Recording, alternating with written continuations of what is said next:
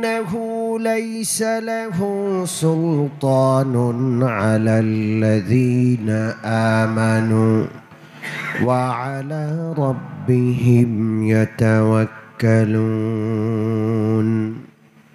আল্লাহর উপর ভরসাকারী মুমিন বান্দার উপর শয়তান প্রভাব বিস্তার করতে পারে না।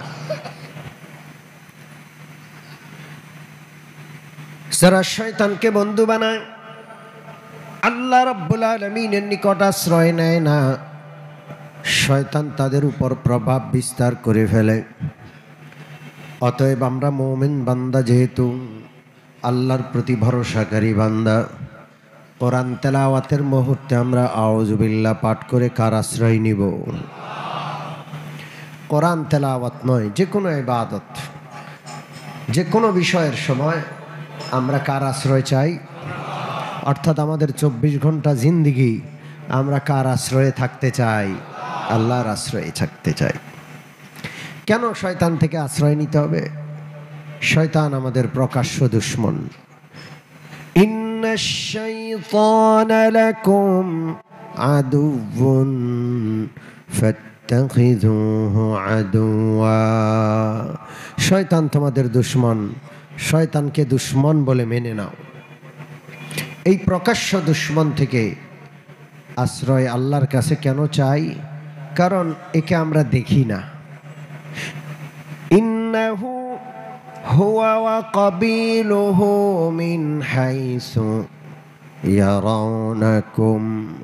তা সে এবং তার কবিলা, শয়তানের আওলাদ, ফরজন, বাচ্চা কাচ্চা, আন্ডা বাচ্চা সব আমাদেরকে দেখে। এমন ভাবে দেখে মিন হাইসু লা তারাউনাহুম, আমরা দেখি না। চোখে দেখা গেলে দুশমনকে দূরে রেখে, নিজেকে দূরে রেখে চলা যায়। যেই দুশমনটাকে দেখি না, সেই দুশমন থেকে নিজে দূরে থাকার কোনো উপায় নাই। এই জন্য আমরা এই অদেখা মস্ত বড় দুশমন থেকে কার কাছে প্রার্থনা করি আশ্রয়? আমাদের আলোচনা চলছিল এই শয়তান নামক দুশমন, এটা পৃথিবীর আমাদের বাবার সৃষ্টি লগ্ন থেকে আমাদের দুশমন, এবং কিয়ামত পর্যন্ত সে দুশমনি করেই যাবে, কখনো দুশমনি থেকে ক্ষান্ত হবে না। দুশমনি কবে শুরু হয়েছে সেই ইতিহাস সূরা বাকারায় রয়েছে। আমি আপনাদেরকে সেই ইতিহাস সূরাতুল বাকারার আয়াতগুলোর আগে শোনাচ্ছিলাম। আল্লাহ তাআলা আমাদের বাবাকে জান্নাতে সৃষ্টি করেছেন। আমরা এবং আমাদের বাবা আদম কার খলিফা? খলিফা। ইন্নী জাইলুন ফিল আরদি খলিফা। আমরা প্রতিনিধিত্ব করি কার? জোরে বলেন। মনে রাখতে হবে, আল্লাহ রাব্বুল আলামিন হযরত আদম আলাইহিস সালাম এবং কিয়ামত পর্যন্ত তার যত সন্তান পৃথিবীতে আসবে সকলকে খলিফা বানালেন। ফেরেশতারা প্রশ্ন করলেন, ইয়া আল্লাহ, এই জাতি গুনাহ করবে, মারামারি, হানাহানি, রক্তপাত পৃথিবীতে ঘটাবে, এদেরকে আপনি কেন খলিফা বানাবেন? আমরা কি আছি না? আমরা কি আপনার খলিফাই হতে পারি না? আল্লাহ রাব্বুল আলামিন বললেন, ইন্নী আ'লামু মা লা তা'লামুন। আমার খলিফা কে হতে পারবে এটা আমি জানি, তোমরা বুঝো না। হযরত আদমকে, আদম সন্তানকে আল্লাহ কেন খলিফা বানালেন সেটা আল্লাহ একটা বিশাল মজলিস করে প্রমাণ করলেন।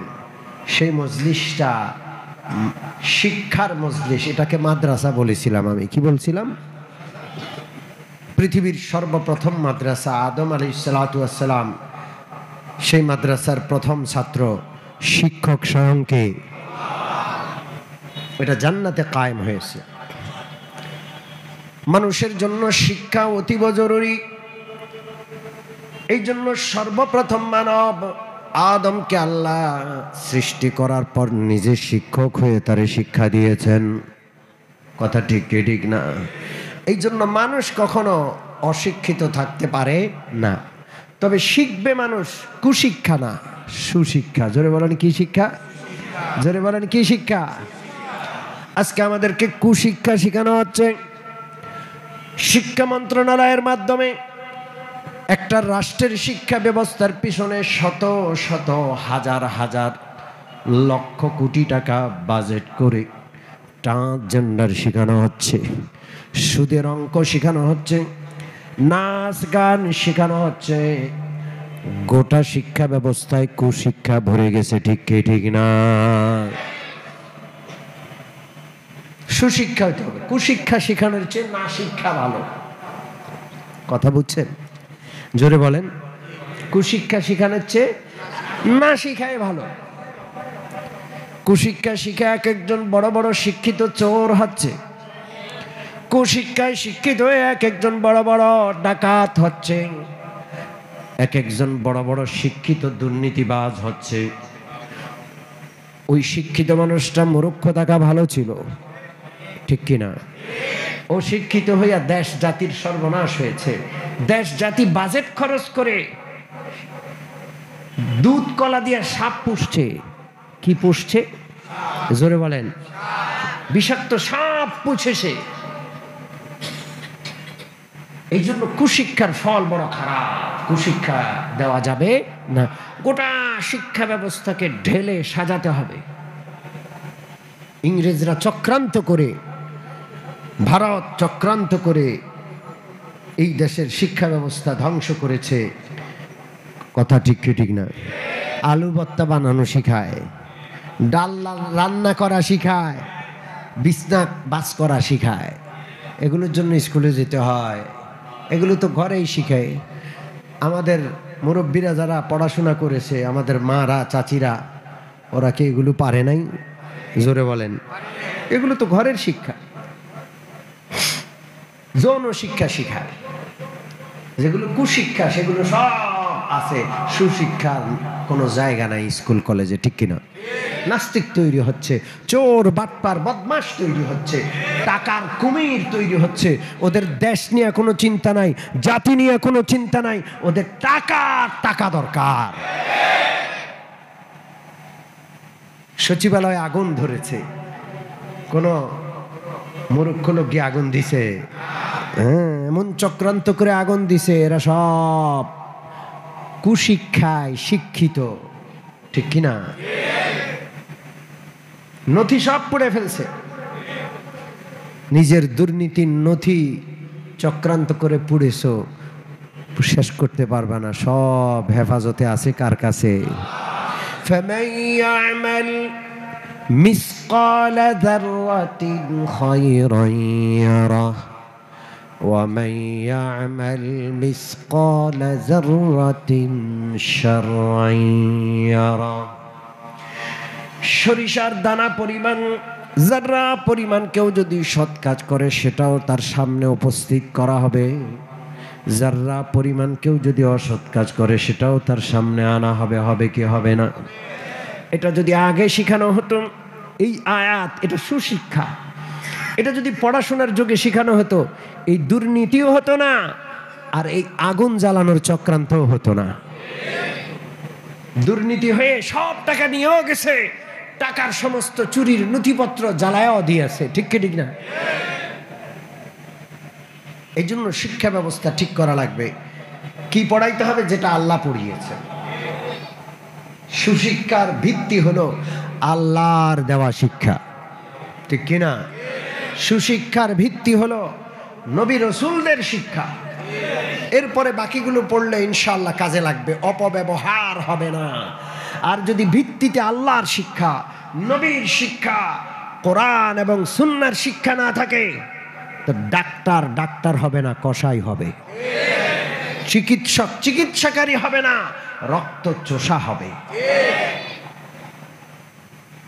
আফসোস, জাতি বুঝতেছে না। জাতির কান্ডারি যারা বসেছে চেয়ারে, ওরা কান্ডারি না, ওরা জাতির চাকর হওয়ারও যোগ্য না, কান্ডারি হয়ে বসে আছে।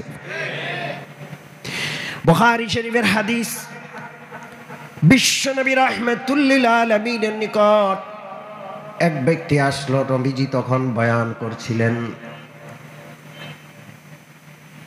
বিশ্বনবী রহমাতুল্লিল আলামিন বয়ান করছেন, ওয়াজ করছেন, কোন একটা প্রসঙ্গে আলোচনা করছে। বুখারীর হাদিস, বুখারীর। এক ব্যক্তি এসে জিজ্ঞেস করে ফেললো, ইয়া রাসূলুল্লাহ মাতা সাআ, ওগো নবীজি কিয়ামত কখন হবে? কিয়ামত কখন হবে জিজ্ঞেস করে ফেলছে। রাসূলুল্লাহ কোনো জবাব না দিয়া তার কথা চালিয়ে যাচ্ছেন। যে প্রসঙ্গে তিনি আলোচনা করছেন সেই প্রসঙ্গটাই তিনি চালিয়ে যাচ্ছেন। সাহাবায়ে কেরাম মন্তব্য করা শুরু করলেন যে রাসূলুল্লাহ হয়তো তার কথাটা শুনেনই না, খেয়ালই করতে, কারণ একটা কথা বলতে গেলে তখন শোনা অনেক সময় সম্ভব হয় না। কেউ কেউ মন্তব্য করলেন রাসূলুল্লাহ শুনেছেন কিন্তু খুব বিরক্ত হয়েছেন, এই জন্য রাসূলুল্লাহ তার প্রশ্নের জবাব দেন নাই। কয়টা মন্তব্য আসলো? এক নম্বর মন্তব্য, রাসূলুল্লাহ তার প্রশ্নটা শুনে নাই, খেয়াল করতে পারেননি। দুই নম্বর মন্তব্য, না রাসূলুল্লাহ শুনেছেন কিন্তু কথার ফাঁকে অপেক্ষা না করে হুট করে প্রশ্ন করে দিছে, এই জন্য রাসূলুল্লাহ নারাজ হয়েছেন, প্রশ্নের জবাব দেন নাই। বুখারীর হাদিস বলছি। রাসূলুল্লাহ তার প্রসঙ্গ যখন শেষ করলেন তখন আল্লাহর নবী জিজ্ঞেস করলেন, আইনা ওরাহুস সাইল মিনাস সাআ, কোথায় ওই ব্যক্তি যে আমাকে কিয়ামত সম্পর্কে প্রশ্ন করেছে? লোকটা কোথায়? লোকটা হাত তুলল, ইয়া রাসূলুল্লাহ, এই যে আমি জিজ্ঞেস করেছি মাতা সাআ, কিয়ামত কবে হবে? আল্লাহর রাসূল এক কথায় জবাব দিলেন, ইযা ওয়াসিদাল আমরু ইলা গায়রি আহলিহি, কিয়ামত তখন হবে যখন দায়িত্বগুলো অনুপযুক্ত ব্যক্তিদের হাতে অর্পণ করা হবে। রাষ্ট্রের দায়িত্ব, নেতৃত্বের দায়িত্ব, শিক্ষকতার দায়িত্ব, যত রকমের দায়িত্ব আছে, অফিসের দায়িত্ব, যত রকমের দায়িত্ব আছে সব অযোগ্য ব্যক্তিদের হাতে চলে যাবে, চোরদের হাতে চলে যাবে, বাটপারদের হাতে চলে যাবে। জাতির কাণ্ডারি তারা হবে যারা জাতির 12টা বাজানেওয়ালা। কথা বুঝেন নাই? তা আল্লাহ রাসূল বলেন, ফান্তাজিরিস সাআ, যখন পরিবেশটা এমন হবে যে টপ টু বটম সব অযোগ্য, সব চোরা, সব দুর্নীতিবাজ, তখন ফান্তাজিরিস সাআ, তখন কিয়ামতের অপেক্ষায় থাকো। কিসের অপেক্ষা? জোরে বলেন। জাতির কাণ্ডারি যারা হয়েছে তারা জাতির জন্য শিক্ষা ব্যবস্থা কি হবে সেটা বুঝে না, বুঝার ক্ষমতা নাই। ইউরোপ চাপিয়ে দিল, ট্রান্সজেন্ডার ঢুকিয়ে দিল, ভারত চাপিয়ে দিল, আলুর ভর্তা বানানো আর ডাইল পাকানো ঢুকাইয়া দিল। জাতির জন্য কোনটা দরকার ওরা বুঝে না, ওদের দরকার ক্ষমতা, ওরা চিরস্থায়ী ক্ষমতা চায়। ঠিক কি ঠিক না?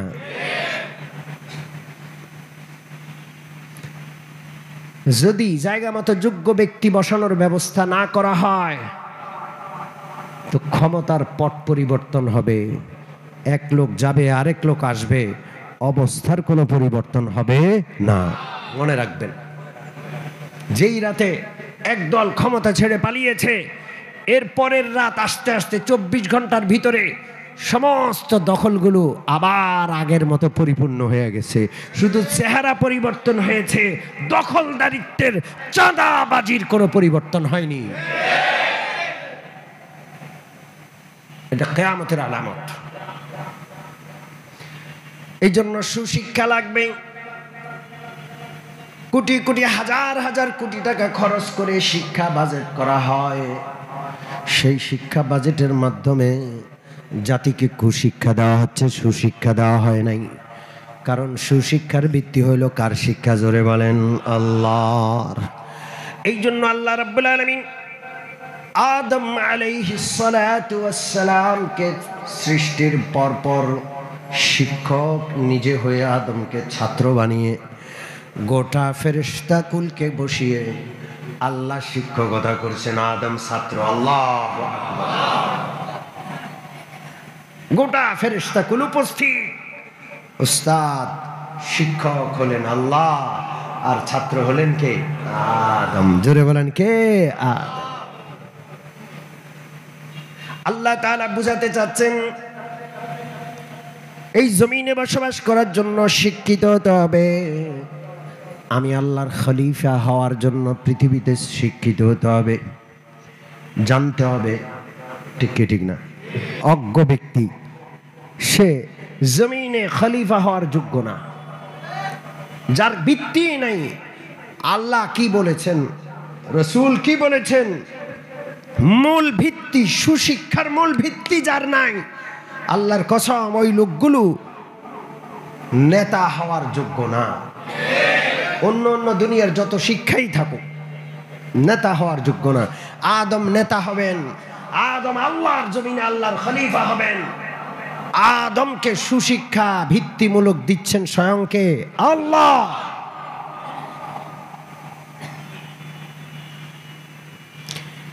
এই বিষয়টা যখন শামসুল হক ফরিদপুরি রহমতুল্লাহ আলাইহি বুঝলেন, শামসুল হক ফরিদপুরি রহমতুল্লাহ আলাইহি, তাকে বাংলার বাঘ বলা হতো, বাংলার সিংহ। কি বলা হতো? সদর সাহেব। এত বড় ব্যক্তিত্বের মালিক ছিলেন।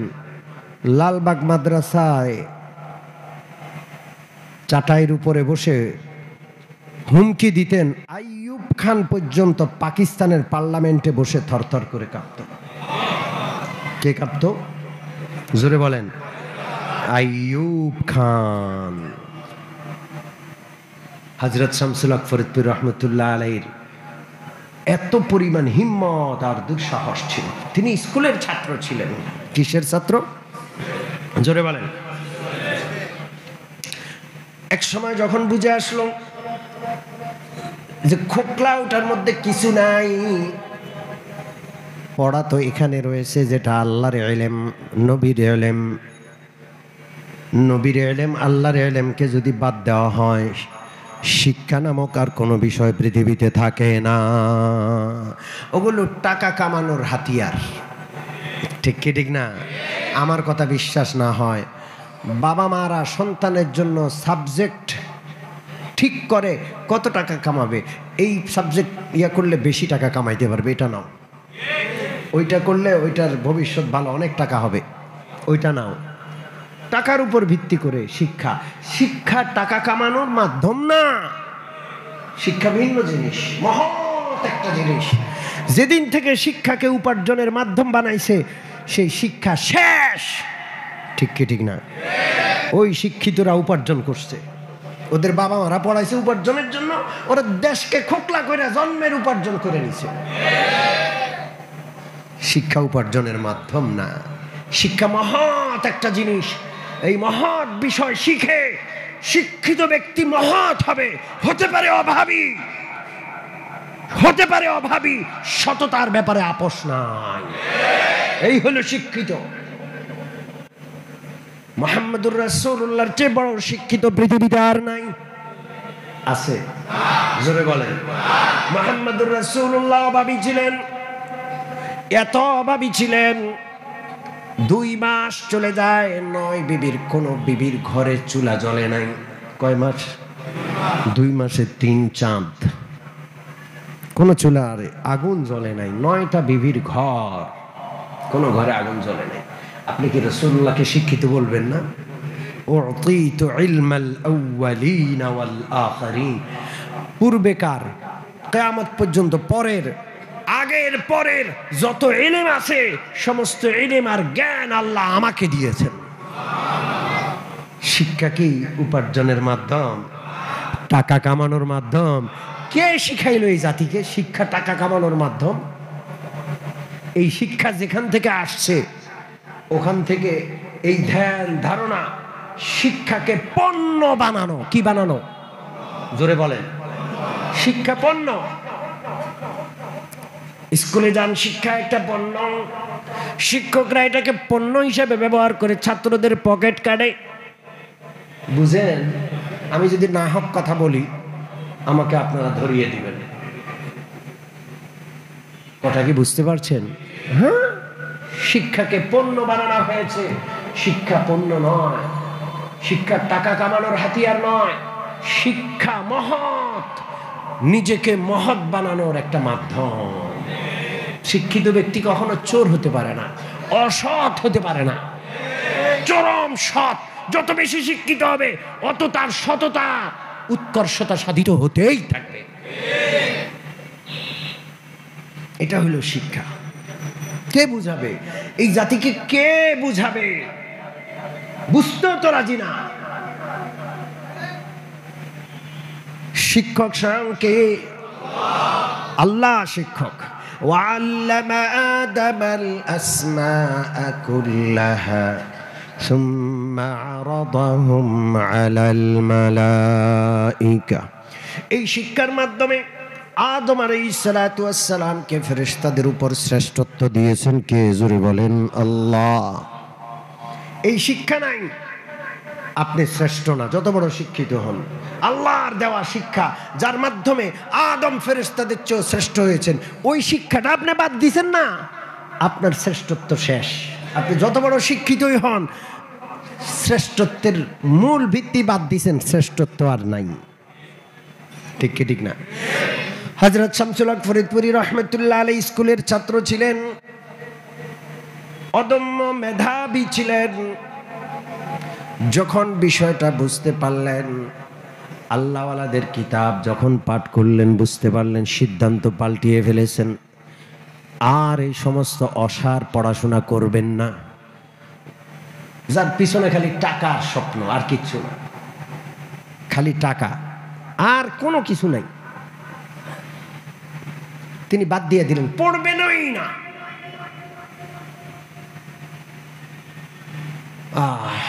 তার বাবা বাধ্য করলেন, কলিকাতা কলেজে আবেদন করতে হবে। রেজাল্ট খুব ভালো, সেই যুগে first class first, star mark পেয়েছেন, লেটার পেয়েছেন 5টা সাবজেক্টে। 1920 সালের কথা বলছি, আজ থেকে 104 বছর আগের ঘটনা। কয়শো বছর আগের? 104 বছর আগের। তাকে জোর করে পাঠাইছে কলিকাতা কলেজে। তার ভর্তি হওয়ার প্রতি কোনো আগ্রহ নাই। কি পড়বো, এটি কি হবে এই রেজাল্ট দিয়ে? কি আছে এটাতে? কিচ্ছুই তো নাই, খোকলা। তার মন দিল সব কোরআনের দিকে, হাদিসের দিকে, যেটা পবিত্র, যেটা মহাপবিত্র সত্তার পক্ষ থেকে এসছে, যেটা নাযিল হওয়ার কারণে মুহাম্মদুর রাসূলুল্লাহ শ্রেষ্ঠ নবী হয়েছেন, যেটা ধারণ করার কারণে কোরআনের ধারক বাহক উম্মত আর জাতির শ্রেষ্ঠ হয়ে যায়। তার দিল মন সেটার দিকে। এক সময় বাবা রাজি না, কেউ রাজি না। নিজের পকেটে মাত্র 3 টাকা। এই 3 টাকা নিয়ে তিনি দেওবন্দের দিকে রওনা করলেন। ট্রেন ভাড়া হইল 9 টাকা। কয় টাকা আছে? কত? ভাড়াও নাই। স্টেশনে খালি জায়নামাজ বিছায় নামাজ পড়ে আর দোয়া করে, আল্লাহ আমি অভাবী, আমি কেন যাচ্ছি, কোথায় যাচ্ছি, কি ছেড়ে কি অর্জন করার জন্য যাচ্ছি, আপনি তো জানেন, আমাকে আপনি ব্যবস্থা করে দেন। স্টেশনে বসে বসে দোয়া করে, টাকা আছে 3 টাকা, টিকিট করতে হইলে 9 টাকা লাগবে। গাড়ি একটার পর একটা তার চোখের সামনে দিয়া স্টেশন দিয়ে চলে যায়। টিকিট করার টাকা নাই, এই জন্য টিকিট করতে পারে না। স্টেশনে বসে বসে নামাজ পড়ে আর কাঁদে। এমন সময় তাকায় দেখলেন একজন শেঠ সাহেব, বড় ব্যবসায়ী, মালসামানা নিয়ে গাড়িতে উঠবেন। ট্রেনের টিকিট মাস্টার হলো ইংরেজ, পাত্তাই দিচ্ছে না ওরে। গাড়ি ছাড়ার 10 মিনিট আছে, মালগুলো বুকিং করতে হবে, টিকিট করে গাড়িতে উঠতে হবে। গাড়ি ছাড়ার মাত্র 10 মিনিট। ব্যবসায়ী বেচারা বড়ই পেরেশান, কি করবে? আর ইংরেজ ওই দুষ্ট লোকটা, স্টেশন মাস্টারটা পাত্তাই দিচ্ছে না। আছে না এরকম সরকারি চাকরিজীবী? সরকারি চাকরিজীবীরা এরকম আছে না নাই? অযোগ্য ব্যক্তির হাতে ক্ষমতায় গেলে গোলাম মনিব হইয়া বসে যায়। যত সরকারি আমলা আর চাকরিজীবী আছে এরা জনগণের কর্মচারী, এটা ওরা স্বীকার করে, করে কি করে না, কিন্তু এরা জনগণের মনি ভুয়ে আছে। আপনি অফিসে যান, তাকাবেও না, পাত্তাই দিবে না আপনারা, কে কেন আসছেন পাত্তাই নেই। সেখানে টাকা দিয়া কথা বলতে হবে। এটা হলো কিয়ামতের আলামত। অযোগ্য ব্যক্তির হাতে ক্ষমতা চলে গেছে। শামসুল হক ফরিদপুরি রাহমাতুল্লাহ আলাইহি লোকটাকে উপকার করার জন্য দৌড়ে আসলেন আর বললেন, আমি কি আপনাকে সাহায্য করব? লোকটা অসহায়ের মতো বলল, কি সাহায্য করবা বাবা? ওই লোকটা তো আমার কথাই শোনে না, ট্রেন ছাড়তে মাত্র 10 মিনিট। হযরত শামসুল হক ফরিদপুরি রাহমাতুল্লাহ আলাইহি ইংরেজের সাথে গিয়ে ইংরেজিতে কথা বললেন। কিসে? এবার টনক নড়ছে। যারা ইংরেজি শিক্ষিত মনে করে যে ইংরেজিটাই হলো শিক্ষা, যে ইংরেজি জানে সে হলো শিক্ষিত। আর হাজার ভাষা জানো, আরবি জানো, কোরআন শরীফ হেফজ করো, বড় আলেম হোক, ওদের কাছে শিক্ষাই নেই। এই জন্য কথার ফাঁকে ফাঁকে জোর করে হলেও 2-4টা ইংরেজি বলে। আছে না কিছু মানুষ? জোরে বলেন।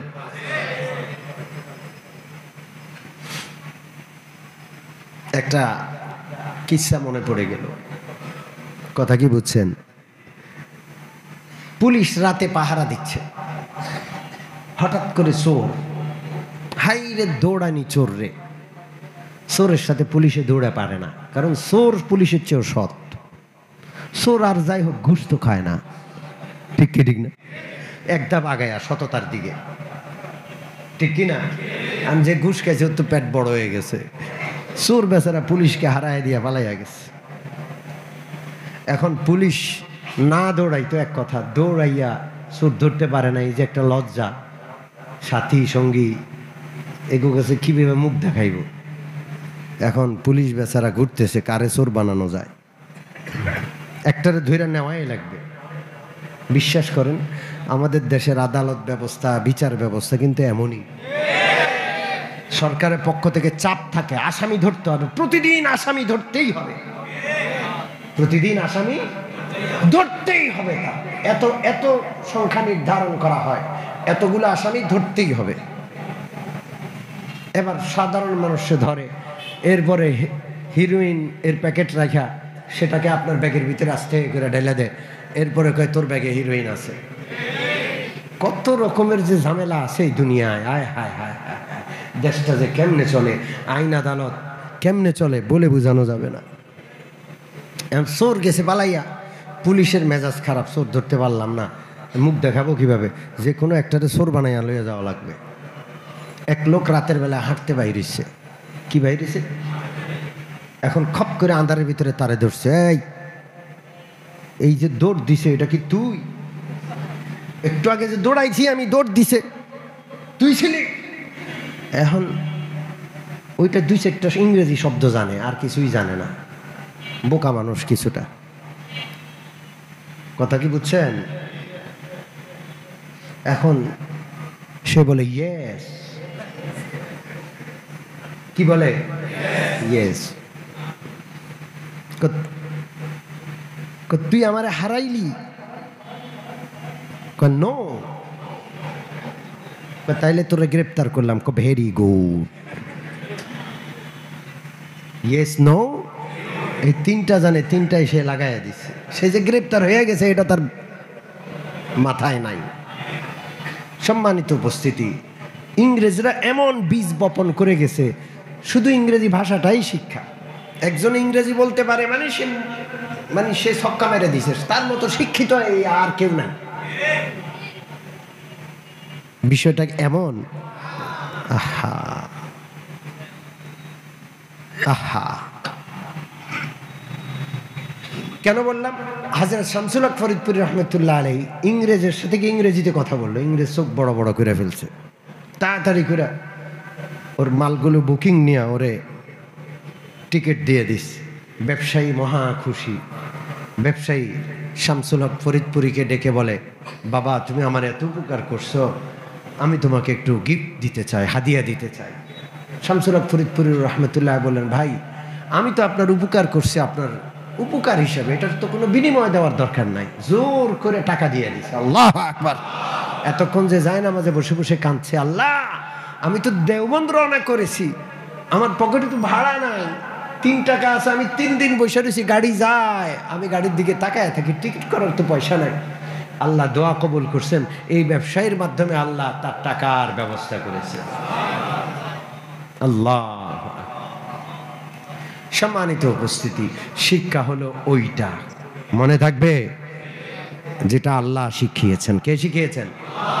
বাকিগুলো আমাদের লাগবে, মনে রাখবেন। আমি তুচ্ছ তাচ্ছিল্য করছি না। আমাদের ডাক্তার লাগবে, নাহলে চিকিৎসা দিবে কে? আমাদের ইঞ্জিনিয়ার প্রকৌশলী লাগবে, নাহলে রাস্তাঘাট বিল্ডিং স্থাপনা কারা তৈরি করবে? কিন্তু সব কিছুর ভিত হবে কোরআন আর সুন্নাহ। এরপরে যদি ওই ভিতের উপর ডাক্তারি দাঁড়ায়, ডাক্তার হবে সেবক, কসাই নয়। আমার সাথে একমত?